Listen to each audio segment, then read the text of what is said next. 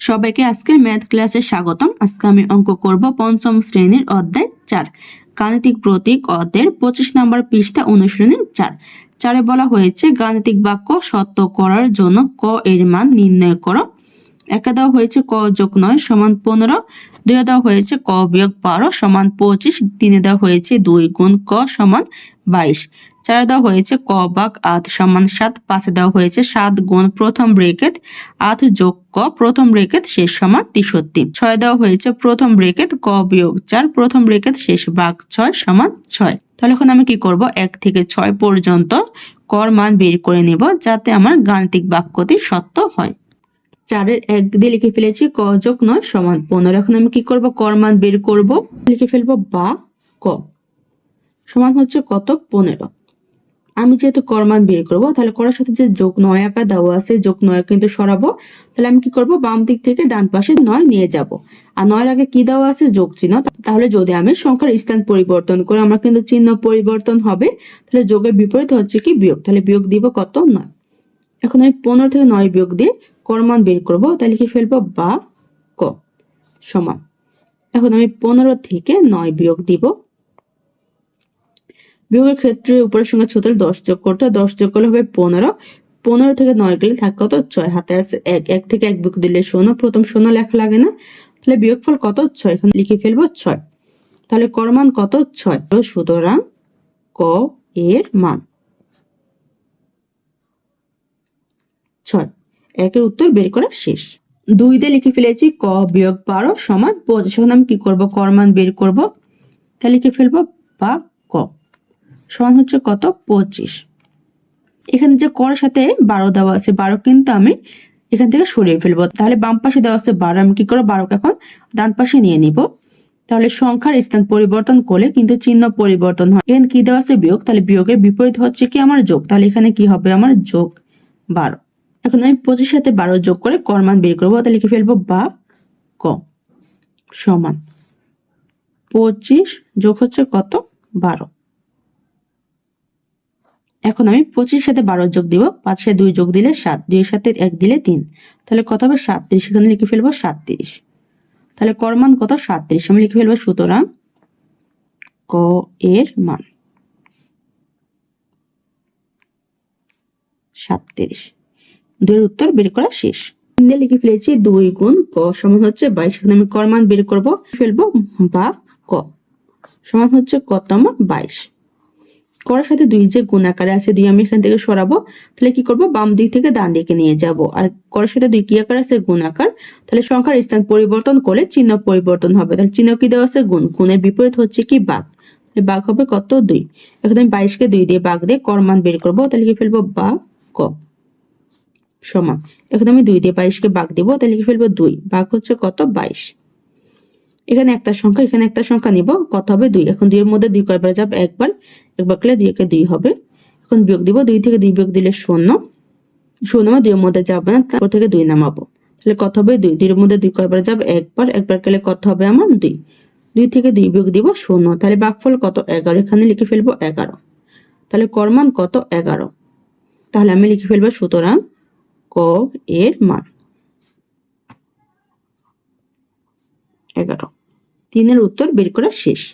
4 দিয়ে লিখে ফেলেছি ক ভাগ 8 সমান হচ্ছে 7। এখন আমি কি করব, কর মান বের করব, তাহলে লিখে ফেলবো বা ক সমান হচ্ছে 7। এখানে করার সাথে আমার 8 ভাগ আকারে দেওয়া আছে, এখন কি করব 8 আমি সরাবো, তাহলে আমি বাম দিক থেকে ডান দিকের সংখ্যা নিয়ে আসবো। যখন সংখ্যা পরিবর্তন করব তখন কিন্তু আমার চিহ্ন পরিবর্তন হবে, তাহলে এখানে কি দেওয়া আছে ভাগ, তাহলে ভাগের বিপরীত হচ্ছে কি আমার গুণ, তাহলে গুণ হবে কত 8। এখন আমি সাথে সাথে 8 গুণ দিয়ে কর মান বের করব, তাহলে কি ফেলবো বা ক সমান, তাহলে 7 এর নামটা 8 বার পড়লে কত 7 আধা কত 56, তাহলে কর মান কত 56। আমি লিখে ফেলবো সুতরাং ক এর মান 56। 4 এর উত্তর বের করা শেষ। 5 দিয়ে লিখে ফেলেছি 7 গুণ প্রথম ব্র্যাকেট 8 যোগ ক প্রথম ব্র্যাকেট শেষ সমান 63। এখন কি করব, কর মান বের করব, তাহলে কি ফেলবো আমি বা, এখানে দেখো ক কিন্তু আমার 8 যোগ ক আকারে দেওয়া আছে প্রথম ব্র্যাকেট, তাহলে আমি কি করব, এখানে যে প্রথম ব্র্যাকেটের আগে গুণ 7 দেওয়া আছে 7 সরাবো, তাহলে আমি লিখে ফেলবো 8 যোগ হচ্ছে ক। এখান থেকে 7 কিন্তু আমি সরিয়ে ফেলবো, তাই এখানে আমার প্রথম ব্রেকেটটা দেওয়া লাগবে না, তাহলে সমান চিহ্ন দিয়ে 63 লিখে ফেলবো। করবো এখান থেকে 7 সরাবো, 7 আমার কি আকার দেওয়া আছে? গুণ আকার। যদি আমি সংখ্যাকে বাম দিক থেকে ডান দিকে নেই তাহলে কিন্তু আমার চিহ্ন পরিবর্তন হবে, তাহলে গুণের বিপরীত হচ্ছে ভাগ। ভাগ হচ্ছে কত? 7। এখন আমি 63 থেকে 7 দিয়ে ভাগ দিয়ে ভাগফল বের করব, তাহলে কি ফেলবো? বা 8 যোগ হচ্ছে ক সমান 7 ভাগ হচ্ছে 63। 7 এখানে একটা সংখ্যা, এখানে একটা সংখ্যা নিলে 6 হবে, 7 এর মধ্যে যাবে না, তাহলে কি করবো? আরেকটা সংখ্যা নেব, নিলে কত হবে? 63। এখন দেখবো 7 আমার 63 এর মধ্যে কয়বার যায়, 7 নামটা পড়বো 7 9 63, তাহলে কয়বার যাবে? 9 বার, 9 বার গেলে কত হবে? 63। এখন বিয়োগ দেবো, 63 থেকে 63 বিয়োগ দিলে 0, তাহলে ভাগফল কত? 9। এখানে লিখে ফেলবো 9। এখন আমি কর্মান বের করবো, তাহলে লিখে ফেলবো বা ক সমান হচ্ছে কত? 9। করার সাথে 8 কি আকার দেওয়া আছে? যোগ আকার, তাহলে আমি যখন বাম দিক থেকে সংখ্যা ডান দিকে আনবো তখন কিন্তু চিহ্ন পরিবর্তন হবে, তাহলে যোগের বিপরীত হচ্ছে কি? বিয়োগ। বিয়োগ হচ্ছে 8। এখন 9 থেকে 8 বিয়োগ দিয়ে কর্মান বের করবো, তাহলে কি ফেলবো? বা ক সমান চিহ্ন 9 থেকে 8 বিয়োগ দিলে বিয়োগফল কত? আমার 1, তাহলে কর্মান কত? 1। আমি লিখে ফেলবো সুতরাং ক এর মান।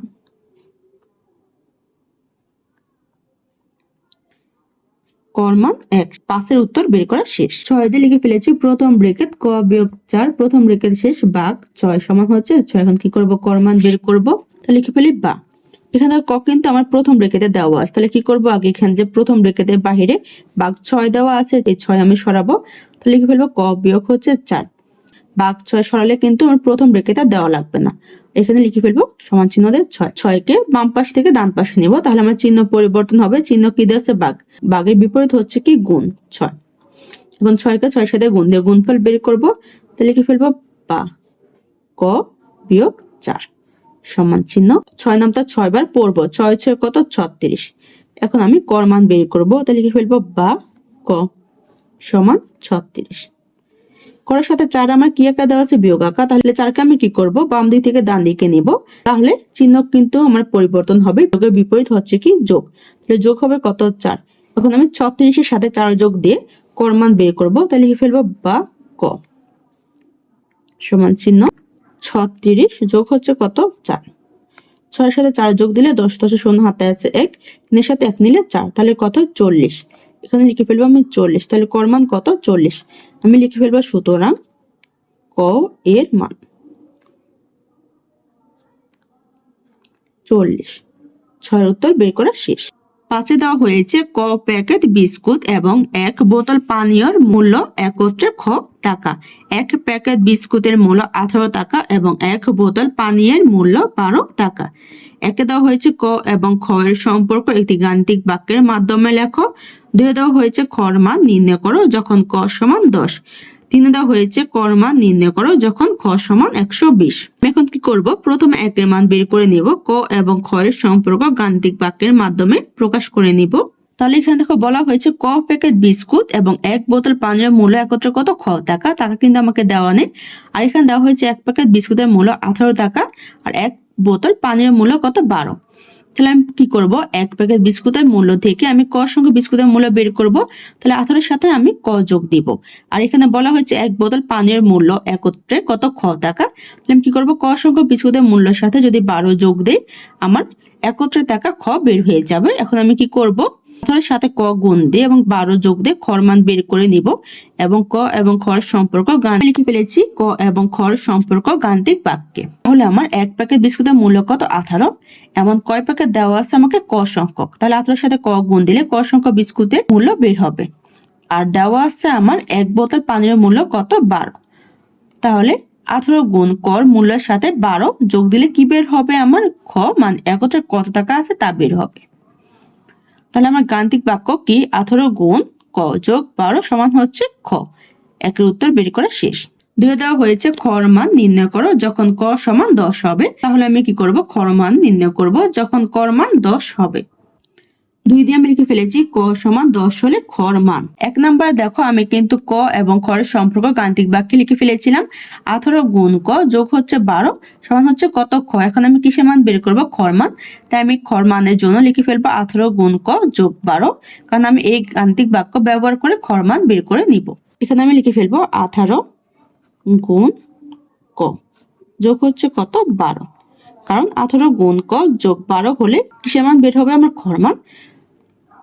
এখন আমি কি করব? খর মান বের করব। এখানে দেখো দেওয়া আছে 18 গুণ ক, কর মান দেওয়া নেই, কিন্তু এখানে আমাকে দেওয়া হয়েছে কর মান কত 10।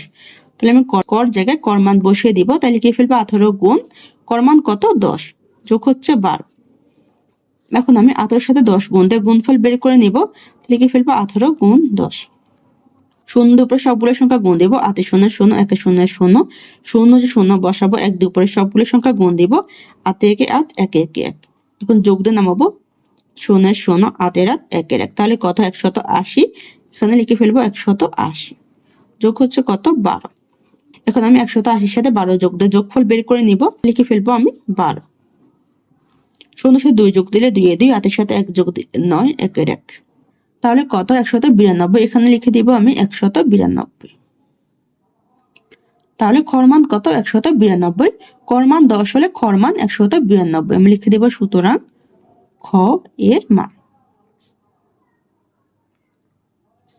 192। দুইয়ের উত্তর বের করা শেষ। 3 দিয়ে দেওয়া হয়েছে কর মান নির্ণয় করো যখন খ সমান 120 হবে। এখন আমি কর মান বের করব যখন খ সমান আমার 120 হবে। 3 দিয়ে আমি লিখে ফেলেছি খ সমান 120 হলে কর মান হবে। আমি কিন্তু 1 নম্বরে ক এবং খর সম্পর্ক গাণিতিক বাক্যে প্রকাশ করেছিলাম। আমি এখন কি করব? ওই গাণিতিক বাক্যের মাধ্যমে কর মান ব্যবহার করে কর মান বের করে নিব। আমি গাণিতিক বাক্য লিখে ফেলবো। 18 গুণ ক যোগ হচ্ছে 12 সমান হচ্ছে কি আমার খ। তাহলে কিসের মান বের করবো? কর মান। আর সমান চিহ্নের ডান পাশে দেখো খ দেওয়া আছে, মান দেওয়া নেই, কিন্তু উপর আমাকে মান দেওয়া আছে কত? 120। এখন আমি খর মান বসিয়ে ফেলবো। তাহলে কি ফেলবো? 18 গুণ ক যোগ 12 সমান হচ্ছে 120। তাহলে এখন আমি কি করব? এখানে যে যোগ 12 আকার দেওয়া আছে, যে 12 আমি এখান থেকে সরাবো। তাহলে লিখে ফেলবো 18 গুণ ক সমান হচ্ছে 120। আমি কি করব? 12কে বাম থেকে ডান দিকে নিব। তাহলে কিন্তু চিহ্ন পরিবর্তন হবে। চিহ্ন কি দেওয়া আছে? যোগ। তাহলে কি হবে আমার? বিয়োগ। তাহলে এখানে হবে বিয়োগ 12। এখন আমি 120 থেকে 12 বিয়োগ দিব। তাহলে কি ফেলবো আমি? 18 গুণ ক সমান 120 বিয়োগ হচ্ছে 12। বিয়োগের ক্ষেত্রে উপর ছোট হলে 10 যোগ করবো। 10 যোগ করলে 10 হবে। 10 থেকে 2 গেলে 8, হাতে আছে 1, একের সাথে 1 যোগ করবো 2 হবে। তা 2 থেকে 2 গেলে 0 আর 1 এর 1। তাহলে কত? 108। এখানে লিখে ফেলবো আমি 108। এখন আমি কর মান বের করবো। তাহলে লিখে ফেলবো বা ক সমান হচ্ছে 108। এখানে 18 আমার করার সাথে কি আকার দেওয়া আছে? গুণ আকার। তাই কি করবো? আমি 18কে বাম পাশ থেকে ডান পাশে নিব। তাহলে চিহ্ন পরিবর্তন হবে, গুণের বিপরীত হচ্ছে বাঘ 18।